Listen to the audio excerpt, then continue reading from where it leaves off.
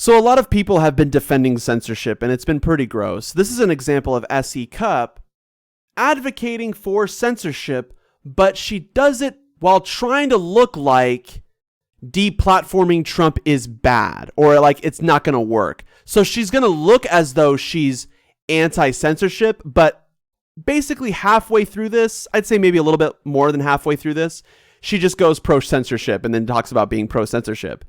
And so you get a little bit of hope in the beginning, and then it's all still stolen away from you. Take a look. Welcome to Unfiltered. I'm S.E. Cupp. When it comes to social media, we truly have a love-hate relationship. We love our favorite platforms, and there are now dozens. Not really dozens, I would say. I would say there's like really one, but dozens. A love affair, social media's influence and saturation have grown exponentially. But complaining about it has become a pastime too. And for good reason. It can be a vile and ugly place. Yes, it can be. Your chances of being harassed or even threatened on social media feel pretty high no matter how low your profile. Now, let me just say something. How do you address that? How do you address violence on social media? Well, I have an answer that differs from a lot of people. And so this answer might surprise you. I think that you should censor violent content, but just the content that's violent. Just that. So if someone posts like 100 videos and one of them is a video that threatens to or like doxes someone, let's say, right? Then remove that little bit. And if you can, just remove the segment of the video that does the doxing part. See, here's the thing. All of the screens of copyright and community guideline strikes, like the screening process happens before the video is uploaded now. And so because of that, everything is checked beforehand. And so if that's the case, then there should be no reason to censor people. Just censor the content before it gets on the platform. And just keep doing that, right? Just keep doing that. That's what we should be doing. We should not be censoring people. And fears of going viral for all the wrong reasons lurk around every tweet. We hate social media as much as we love it, but hate has also found a home there. She's reading a script, by the way. I don't read scripts. Right now, everything that you see in all my videos, I don't read scripts. There's a couple of videos that I wrote scripts for myself that I try to like improve on, but I haven't written scripts in, I'd say, over a year now, at least. And so it's kind of sad that a CNN anchor has to read a script to stick to you got to stick to the narrative that the boss gives you. Whether it's violent extremism, white supremacy, anti-Semitism, dangerous disinformation, all have exploited the reach of social media to advance their ugly causes. Not surprisingly, we've tried to combat that. It seems like every other month there's another big tech hearing in Washington where Congress probes the leaders of our favorite platforms for what they can do. And nothing happens. And then nothing happens. Every single time. To clamp down on hate and disinformation.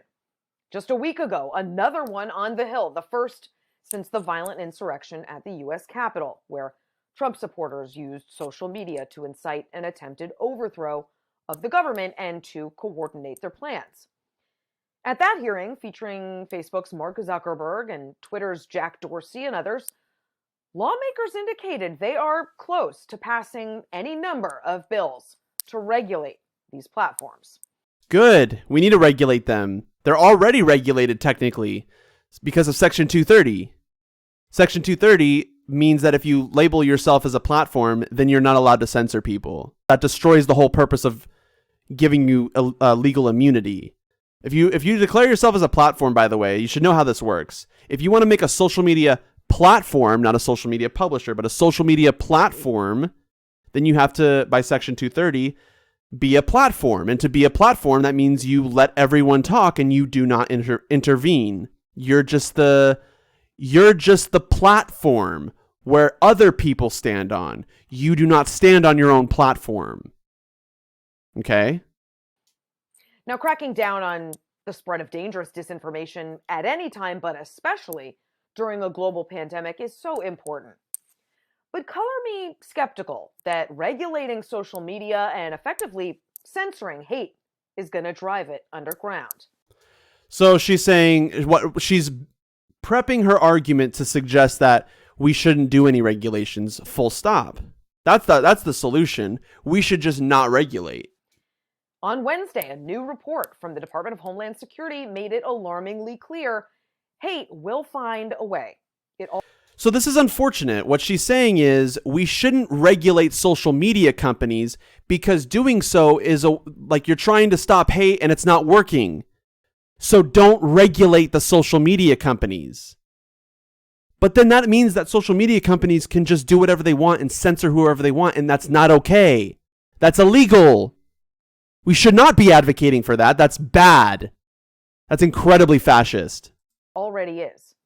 According to the confidential memo, violent anti-government extremists are finding workarounds to adjust to social media crackdowns. And therefore, we just shouldn't have any regulations, right? That's what she's saying.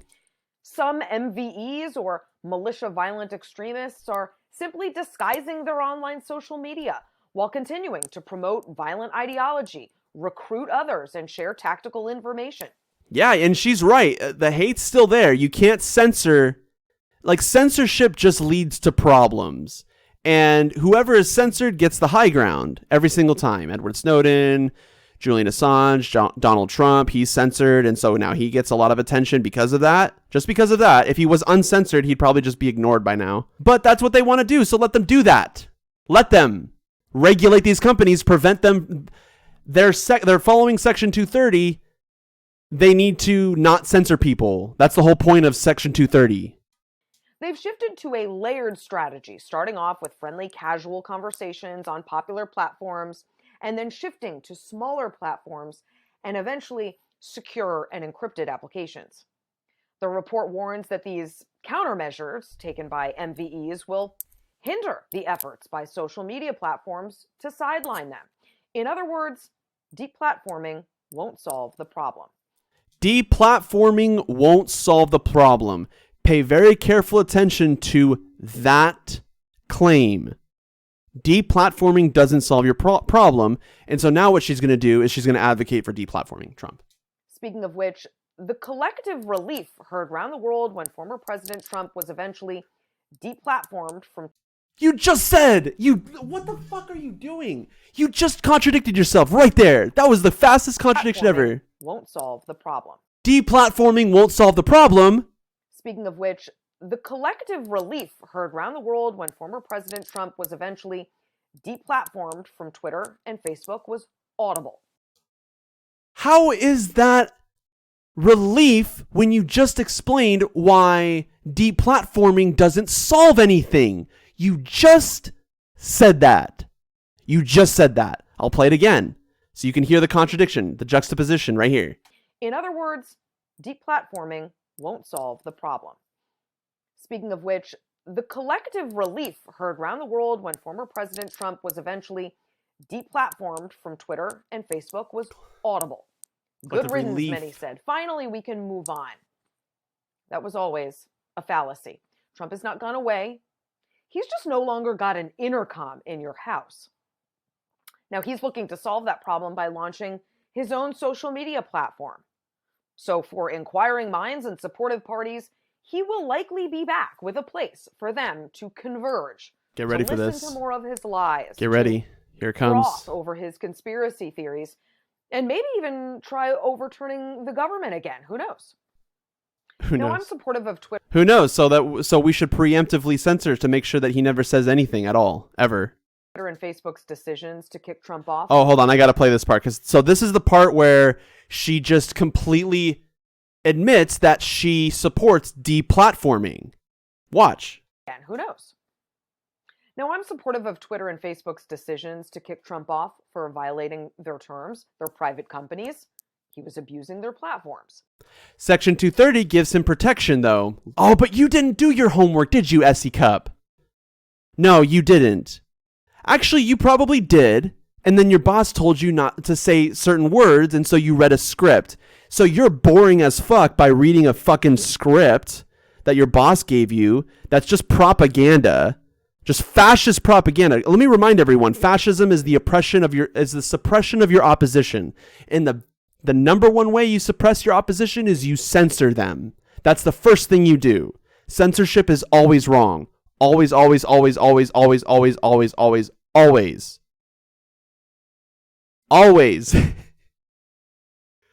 And she like does this whole thing of like talking about how deplatforming doesn't work anyways. Deplatforming doesn't work. It doesn't work. It doesn't work. But I support it. But I think it's good. But I think we should be deplatforming people. I think we should let private companies do whatever they want. And I don't think that we should regulate social media companies. Because if we regulate them, it's the regulations that cause the outrage.